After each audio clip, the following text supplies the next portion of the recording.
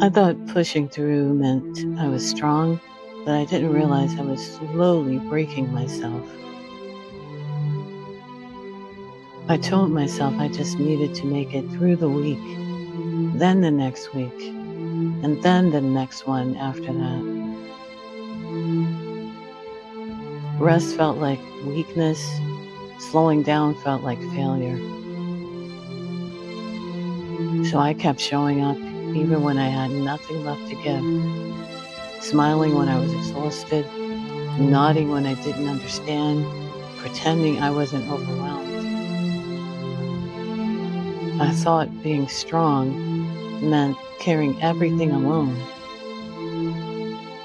But strength isn't pretending you're okay when your soul is so tired. Matthew 11:28 says, "Come unto me, all ye that labor and are heavy laden, and I will give you rest."